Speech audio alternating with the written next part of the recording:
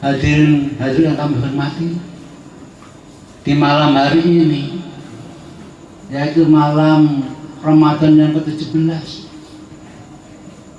peristiwa yang sangat penting, yaitu peristiwa turunnya Al-Quran, di mana alam Al-Quran itu adalah kalamullah yang diwujudkan menjadi kitab sebagaimana patokan terkuat bagi umat Islam.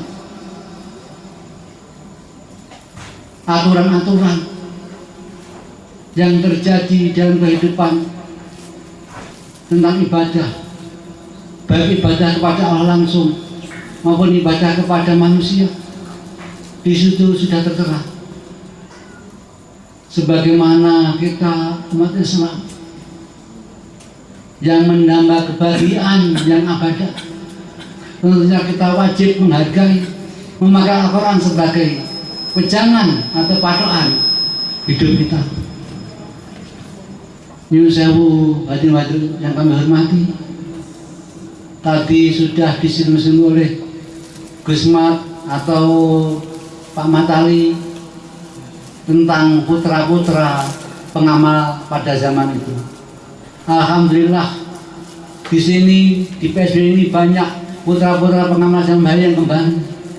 Yang pertama sebutan Kiai Mas Duki. Beliau adalah putra pejuang juga, yaitu Kiai Dasiri dari Nganjuk. Mudah-mudahan dengan adanya Kiai Mas Duki di sini, semua akan menjadi lebih baik. Kehidupan Kiai Dasiri di alam sana. Amin. Dan mendapat perlindungan Allah Subhanahu wa Ta'ala melalui Reverend Mbah Yai. Di sini tadi Gus Mat juga seperti itu. Beliau adalah cucu daripada Kiai Zainal. Walaupun bagaimana juga, insya Allah saya meyakini dengan adanya Gus Mat di sini, Kiai Zainal mendapat sesuatu yang indah. Amin. Dan juga Gus Bayu. Gus Bayu dari Nganjuk. Zamannya Mbah Yai dulu, ayahnya namanya Mbah Yeja, itu sering dengan saya. Mudah-mudahan dengan adanya Gus Bayu bergabung di PSB ini, Allah sudah menjadikan kehidupan baca dan baca di sana lebih indah. Dan yang lainnya, mudah-mudahan semua akan mendapatkan referensi Mbah Yai dalam kehidupan yang lebih indah. Di sini Mas juga ada Pak Ustadz Suedi atau Pak Yai Marhum Suedi, itu juga ayahnya Bapak Tauhid Almarhum. Itu waktu itu juga zamannya Mbah Yai juga mengikut serta dalam kancah perjuangan Wakidiyah. Mudah-mudahan dengan aja Bapak Ustadz Suedi bergabung di sini, Bapak Tawil Almarhum dan Ibu Tawil mudah-mudahan mendapat perlindungan SWT di sana. Dan di sini juga ada, akan saya sebutkan sebagai istri saya sendiri, yaitu Bu Anna Yuliasanti.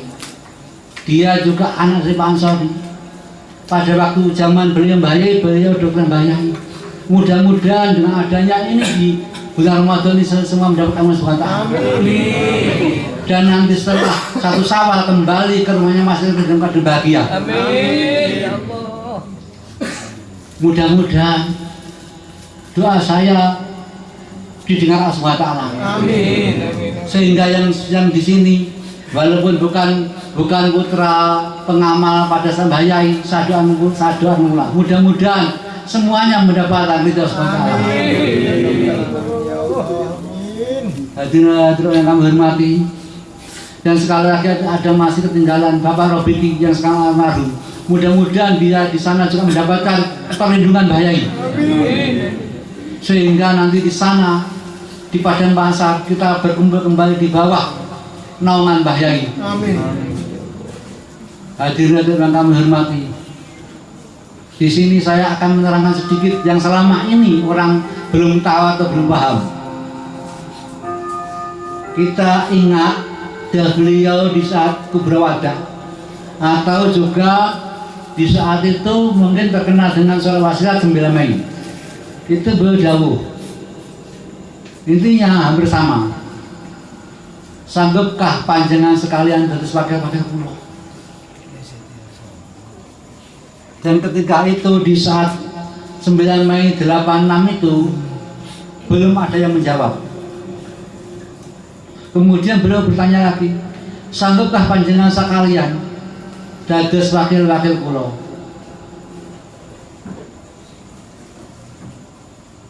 Nggih, dereng wonten jawab. Akhirnya beliau dawuh, kula mboten sombong.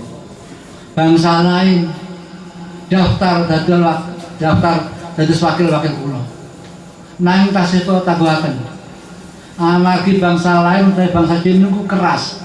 Sinten mawon sing boten mengamalkan Sawakidiyah manungsa badhe dipateni. Pramila punika kula nunggu jawab panjenengan sekalian. Lajeng beliau ndang malih sanggupkah panjenengan dados wakil-wakil kula. Saat itu seketika semua yang hadir, yang sekarang itu menjadi makamnya Mbah Yai di ruangan situ, Mbah Yai menghadap utara. Itu langsung sanggup. Bahkan yang di dekat saya itu sampai semaput, sanggup yang bilang. Kemudian beliau jauh, tetapi ada syaratnya.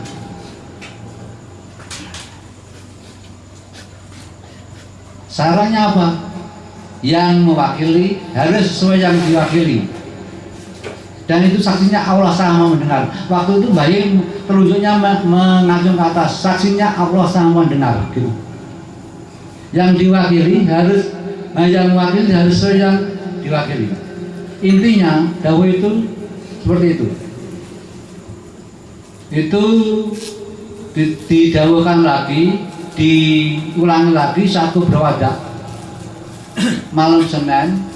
Ketika itu beliau itu sudah gerah parah dan fisiknya sudah tidak memenuhi syarat untuk berjalan atau tindak ke podium. Dan oleh panitia saat itu beliau diputuskan fatwa dari dalam kamar.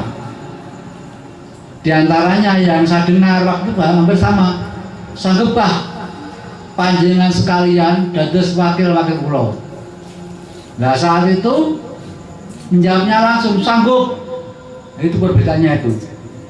Di musyawarah 9 Mei itu Mbah Yai bertanya 2 kali, yang ketiga kalinya baru sanggup. Sedangkan di satu berwadak langsung sanggup semuanya, dan itu semuanya pengamal, tidak pandang bulu.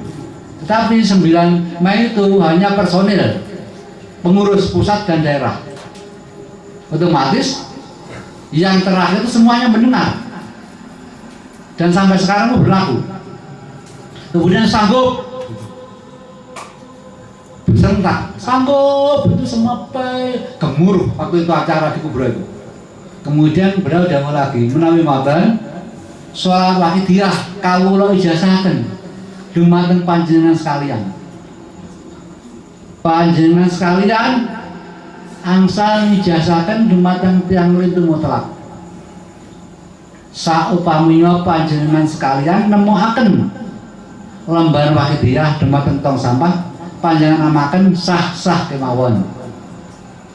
Nah, di sini kami akan menjalankan itu. Di sini, insya Allah yang dimaksud Mbah Yai itu sebagian dari perjalanan wakidiyah, bukan perjalanan wakidiyah. Jadi intinya perjalanan wakidiyah itu meliputi 3 unsur. Ya, yang pertama sholat wakidiyah sebagai amalannya, yang berfungsi menjernihkan hati. Yang kedua, ajaran wakidiyah. Kalau Mbah Yai mendawuhkan menamakan jejere urip. Definisi daripada ajaran wakidiyah itu petunjuk penerapan ilmu ketauhidan yang sehingga menjadikan kesadaran hati bagi pengamalnya terus menerus sampai dia mati. Yang ketiga, prinsipnya tidak pandang bulu. Dengan itu pada waktu tahun 1998 apa dia? Rabi tahun berapa? Ya 98 insyaallah. Nah di sini waktu itu saya didhawuhi oleh beliau golek ana wali sing jasate mecah puluhan tahun, siji ning Mesir, loro ning Indonesia. Nah, alhamdulillah ketemu. Dan beliau mendawuhkan ada 3 perkara. Yang pertama pada waktu dari beliau, Gus, pulau tahun 70 kali niku ditimbali Romo Majid. Jenengan tasih alih gitu. Beliau dawuh, "Yi, kula kaget. Romo Majid timbali kula yi, terus kula matur, nyuwun Romo, nyuwun apunten. Kula boten pantes panjenengan panggil yi." Kemudian bayi dawuh, "Lek kula sing nyeluk napa sampean badhe mantah? Nyuwun apunten sedaya dawuh." Akhiripun niku kula tutup omongan iki. Benjing nek salah satu anak kula rabi. Niku sampean omong niki. Nah waktu niku Kiai Said niku ndang kali kula lah. Niku Kiai Said Allah. Lah Kiai Said Cepoko niku bapakipun Gus Jamil. Lah beliau niku jasadnya mecah puluhan tahun. Setunggal ten Mesir, setunggal ten Indonesia. Semarang pun gini niku, asalnya kalau Semarang. Lajeng beliau doa ngeten Gus. Kula niku bingung saat niku. Dalam kebingungan, beliau Romo Majid dawuh, "Mbon ajrih." Pun bingung. Tengere benjing lek salah tunggal anak kula njal badhe rapi dengan jenengan nggih niku. Pesen niku kula paringi anak kula sing teng jenengan badhe rapi. Ditunggu pada waktu itu yang pertama yang menikah ya Kamit, tidak ke situ. Oh bukan. Kemudian ya Latif, tidak ke situ bukan. Yang terakhir saya ke situ, kemudian ya saya langsung merangkul saya, alhamdulillah jenengan sampun rawuh Gus. Berarti mantun niku tugas kula belum selesai, insya Allah mantun kajian ngajeng kula mboten wonten. Lah kok jenengan persoyi? Kula rin didhawuhi Romo Majid, lek tugas iki pun jenengan sampeyan anak kula insyaallah jenengan mantun niku menghadap subhanahu wa taala. Matur-matur dawuh 3 perkawis. Yang pertama, nyuwun sewu Gus. Niki diutus nyampe teng jenengan. Dateng salam niku wonten istilah Ummul Mukminin. Kedawe dateng Wakidiyah wonten iki. Tulung sampeyan-sampeyan teng anak kula sing badhe rabi lan nyebar luasaken niki. Bojo kula, Ibu Latif, Ibu Hamid. Tapi kalau betul sebutaken kula. Nek donya tak tutne, nek akhirat malah aku. Sama ngomongne nek anak kula sing badhe rabi, kok nyebarne nek Ummul Wakidin. Sing pertama niku. Kan menghormati sebagai layaknya Ummul Mukminin. Lajeng sing kedua, pengamas Wakidiyah. Niku menawi namung ngamalkan sholawat kemawon. Mboten nglampahi, malih mboten mijuwentaken ajar Wakidiyah. Lan mboten nglampahi prinsipe mboten pandang bulu sanes pengamas Wakidiyah, pembaca sholat Wakidiyah.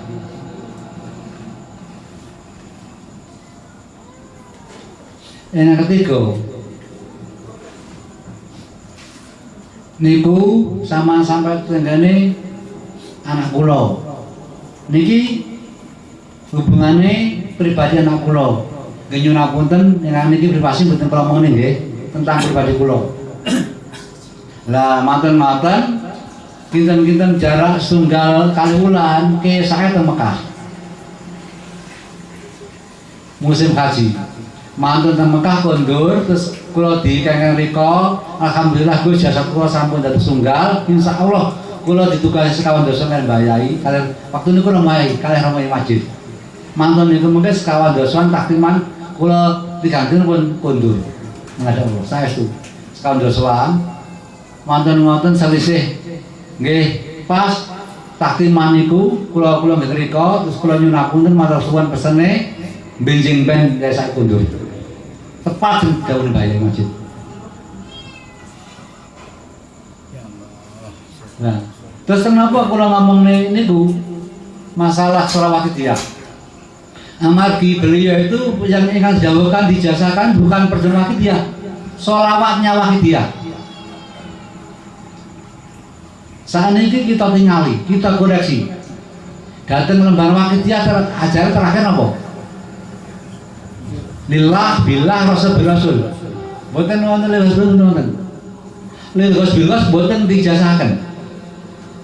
Lil rasul hak prerogatif nyambahi masjid. Hak prerogatifnya orang mau masjid. Tiang namakan wakidiyah. Namakan salah wakidiyah. Nggih lillah. Nggih di rasul. Nggih bi rasul nggih billah. Nang boten lil rasul. Boten tindakan tengah wakidiyah. Ini ngapunten. Di sini akan dijasakan saya perjalanan wakidiyah. Masuk saat ini pengertian perjalanan wakidiyah kalau dijasakan lagi. Kula mboten wareh-wareh nerangaken iki. Amargi babagan sing kleru. Lek diterangne bolak-balik. Diomongane bolak-balik. Lan dadi rutinitas, kuwi akhirnya dianggap bener. Walaupun salah. Mula niku kula nggih ngomong niki mboten wareh-wareh. Supados mengke sing menganggap hal yang kleru selama ini saged dadi kleru. Niku harapan kula. Perjuangan wakidiyah niku disebut juga perjuangan fakhiru ila Allah. Pengertian perjuangan wakidiyah berjuang niku riyen. Terus kita harus mengerti makna daripada berjuang. Nah, berjuang itu sebenarnya pengamalnya ngelakoni atau melakukan sesuatu usaha nyelametne awake dhewe, nyelametne keluarga awake dhewe di samping umat saka rusak keimanan. Itu perjuangan, itu berjuang ya. Itu perjuangan itu isinya hampir sama tapi berbeda. Perjuangan itu ngelakoni, itu perjuangan ya, berbeda. Perjuangan itu ngelakoni tapi tanpa usaha, ngelakoni perintah Allah, ngelakoni perintah Allah, tegas ngelakoni apa-apa sing diperintah Allah, ninggalnya apa-apa sing dilarang Allah. Itu perjuangan.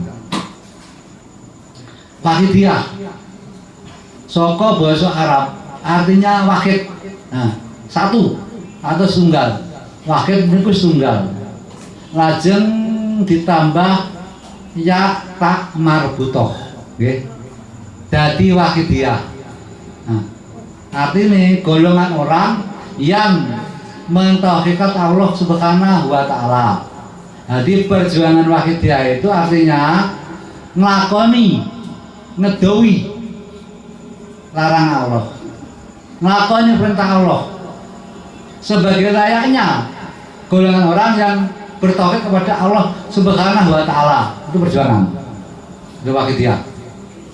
Terus juga bisa disebut perjuangan fakir Allah. Artinya melakukan, meninggalkan larangan Allah, lari kembali kepada Allah.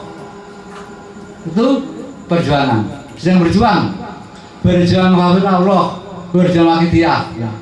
Kalau berjuang itu melakukan, mengajak diri kita lahir batin, mengajak keluarga kita, anak-anak kita, istri kita, umat kembali kepada Allah, mengabdikan diri dengan sempurna. Itu perjuangan fakir Allah. Perjuangan wakidiyah melakukan sesuatu, menyelamatkan diri kita, keluarga kita, di samping umat dari rusaknya keimanan, dijadikan golongan orang yang bertauhid kepada Allah Subhanahu wa taala. Itu perjuangan wakidiyah. Nah, sedangkan salah wakidiyah salah satu unsur dari perjuangan wakidiyah. Jadi perjuangan wakidiyah meliputi 3 perkara. Saya ulangi lagi. Yang pertama, sholawat wakidiyah sebagai amalannya yang berfungsi menjernihkan hati. Yang kedua, jujur urip sebagai ma'rifat billah, yaitu definisinya petunjuk penerapan ilmu ketauhidan yang sehingga menjadikan kesadaran hati bagi pengamalnya terus menerus sampai malaikat Israel menjemput. Jadi dalam kehidupan kita tidak boleh lepas daripada lillah lirasulillah. Birasul bilghos, bila dalam itu tidak bisa lepas. Kalau lepas sedikit bahaya. Yang dikhawatirkan itu kalau kita lepas, bisa lepas, malah kata jemput bagaimana kita? Jadi kalau bisa kita berusaha menjawantahkan ajaran wakidiyah dalam kehidupan sehari-hari, di samping mengawas wakidiyah. Dan hubungan kita, interaksi kepada manusia lain dengan jalan tidak pandang bulu. Siapapun boleh mengamalkan, siapapun kita ajak, kita selamatkan untuk menjadi hamba Allah yang diridhai Allah Subhanahu wa taala. Di situ. Jadi orang-orang mengatakan bukankah perjuangan wakidiyah sebagai layaknya Islam? Tidak. Yang dimaksud sama juga Islam. Apa syaratnya? Syahadat. Sudah sah. Asyhadu alla ilaha illallah wa asyhadu anna Muhammadar Rasulullah. Dengan nama Allah yang Maha Pengasih lagi Maha Penyayang, saya bersaksi bahwa tidak ada Tuhan yang kami sembah selain Allah. Dan saya bersaksi bahwa Nabi Muhammad Rasulullah. Itu sudah sah menurut hukum agama maupun negara. Tetapi tidak hanya itu, walaupun sah, tapi kalau kita tidak melakukan tuntunan Rasulullah, seperti Rasulullah Isra, sholat, ya kan? Sholat wajib. Kita tidak puasa di bulan Ramadan, walaupun kita tercatat sebagai umat Islam dengan syahadat kita. Mungkinkah Rasulullah memberi syafaat kita? Tidak mungkin. Begitu juga di dalam wakidiyah. Kita mengamalkan wakidiyah 40 hari sudah sah, seperti yang dilakukan Bayai. Senajan nemoake lembar wakidiyah tentang sampah diamalnya sah-sah. Tapi bukan berarti walaupun itu sah kita menjadi pengamal wakidiyah, belum tentu. Oleh karena mari kita pelajari lagi, kita pahami lagi tentang ajaran wakidiyah. Mereka mengamalkan wakidiyah seperti layaknya di dalam lembar wakidiyah, tetapi tidak lilghos. Maka mereka hanya pengawas wakidiyah, tapi tidak berwakidiyah. Artinya, mengapa mereka mengamal sholawat seperti itu? Orang Islam, mereka Islam, tapi KTP. Begitu halnya dengan kita mengamal wakidiyah sah saja. Seperti layaknya syahadat di dalam catatan sipil kita Islam. Memang sah kita menjadi umat Islam, tapi apakah kita hanya itu saja? Hanya syahadat, tidak sholat, tidak puasa. Tanya lamun kita mendapat syafaat kanjeng Nabi Muhammad SAW. Seperti halnya itu, kita mengamal wakidiyah hanya sampai lillah billah lirasul, tapi tidak lilghos. Tanya lamun mendapatkan nadrul bayi di akhirat. Di samping itu, kita juga harus melakukan prinsipnya tidak pandang bulu sebagai penghargaan kepada manusia lain. Karena apa? Beliau Mbak Yai atau Romo Yai Majid ditugasi Allah Subhanahu wa taala membantu umat agar kita bisa melakukan akidah-akidah yang telah dibawa beliau Rasulullah SAW. Allah. Jadi beliau Rasulullah SAW punya akidah. Di antaranya tidak pandang bulu, menghargai, menghormati orang lain, supaya mereka mendapat hidayah, supaya mereka bisa ada simpati kepada Islam. Dengan adanya simpati kepada Islam, maka Allah memberikan hidayah melalui itu. Coba kalau orang Islam menghormati orang lain, ada orang Islam, orang keras itu kafir, langsung kafir, apa yang mungkin mereka mau? Karena Islam seperti itu tidak. Jadi kita, walaupun semua hak Allah, walaupun semua mereka mau tidak maunya menjadi pengawas wakidiyah hak Allah, tapi pasti ada lantarannya. Lantaran apa mereka mendapat hidayah? Lantaran kita melakukan marwah dia. Kita melakukan jalan kehidupan dalam menelusuri kewajiban kita langkah-langkah di dunia ini sesuai dengan akidah Kanjeng Nabi. Tidak merusak marwahnya PSB. Marwah itu apa? Marwah itu kehormatan. Namanya marwah itu bisa diartikan kehormatan. Hormat. Jadi kalau kita tidak mempunyai kehormatan, maka kita akan punya harga diri di hadapan teman-teman. Apalagi di hadapan Allah. Itu yang pertama. Mengenai marwah, kehormatan. Itu saya dulu pernah dawuh oleh beliau. Maaf, ini cerita sama masih kecil. Lah pada waktu itu saya marah sama Romo Majid. Marah bener. Saya, Pak, jenengan piye? Klambi arep tak anggen jenengan kom. Nah waktu itu akhirnya beliau itu sama bujeng, wes ngene terus, ngene kono. Akhirnya saya pakai. Terus saya pakai.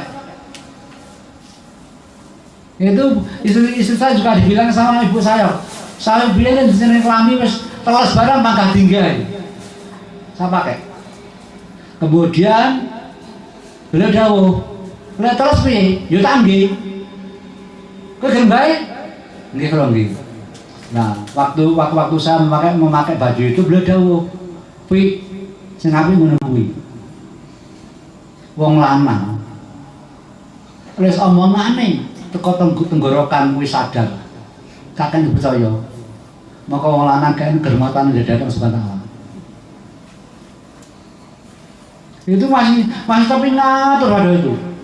Artinya gini, seorang laki-laki apabila ucapannya yang keluar dari tenggorokan salah satu tidak dapat dipercaya, maka dia tidak ada harga diri dari Allah Subhanahu wa Ta'ala. Maka dari itu, bagaimana dengan jawaban para sesepuh kita kepada bayi sanggup? Bagaimana? Akankah kita punya harga diri dari Allah atau tidak? Kalau kita menyanggupi pada waktu itu, walaupun kita pada waktu belum menjadi pengamal atau kita masih kecil, otomatis kita baru melakukan dawuh bayi itu. Seperti halnya Islam. Islam di saat Rasulullah itu masih menunggu kita berapa ratus tahun, 1400 tahun yang lalu, dan sampai sekarang tetap berlaku sabda Rasulullah. Walaupun kita hidup 1400 tahun kemudian, begitu juga dengan bayi. Walaupun 86, walaupun 88, berapa tahun? 90 sampai sekarang 34, 8, berarti 36 tahun yang lalu. Walaupun kita masih kecil, walaupun kita belum paham apa, tetapi resiko menjadi pengasuh kita harus menyanggupi sebagai wakil beliau. Harus sesuai dengan apa yang dilakukan beliau. Ingat, kalau kita ingin mendapatkan bagian akhirat, kita harus konsekuensi apa yang kita jawab sanggup.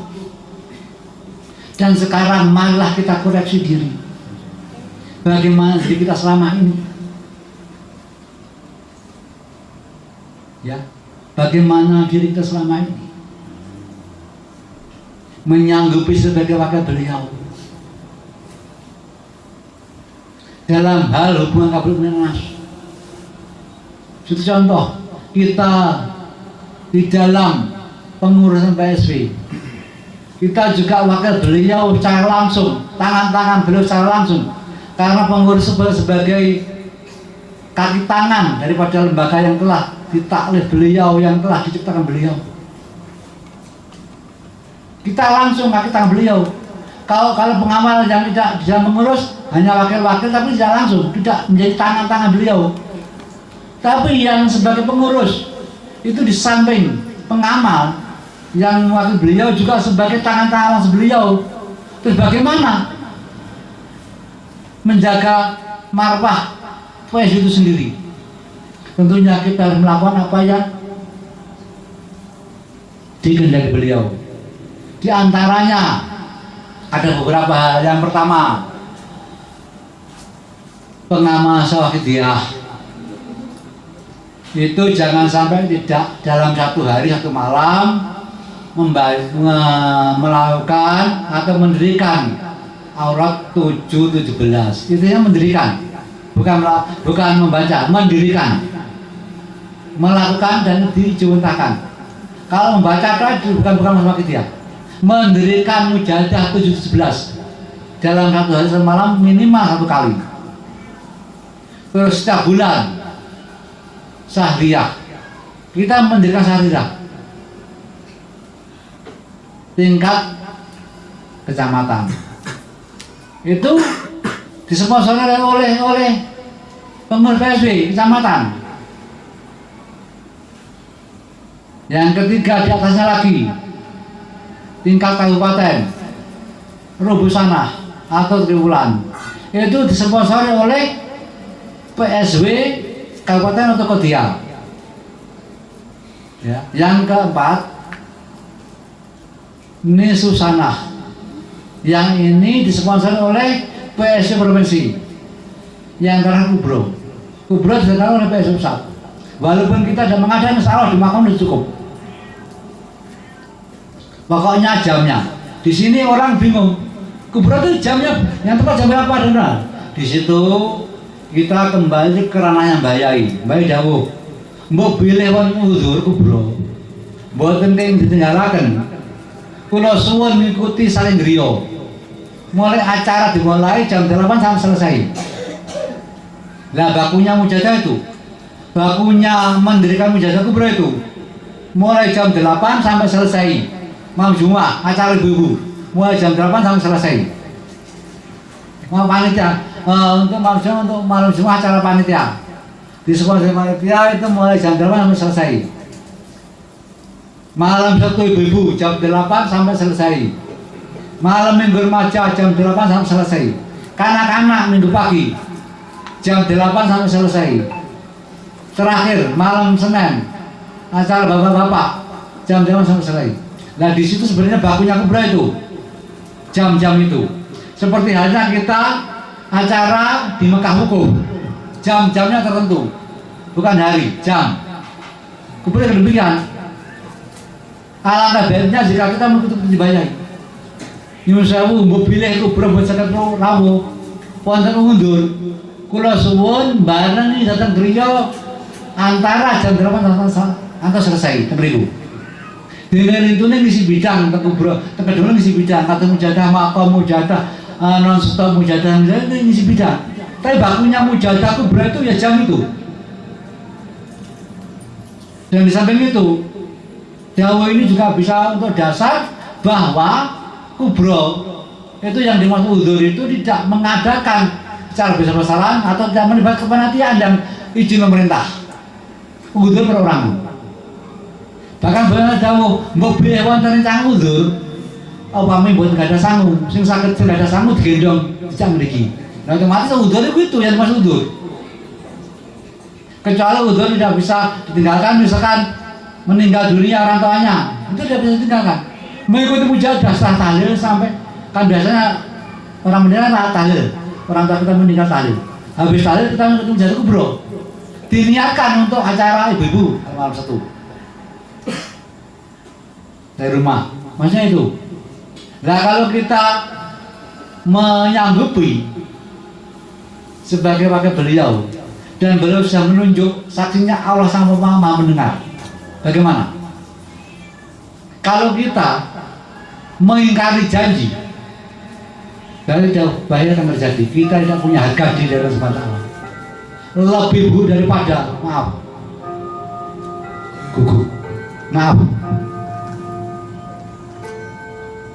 Walaupun anjing itu dicipta dari ludahnya iblis yang masuk ke usernya Nabi Adam.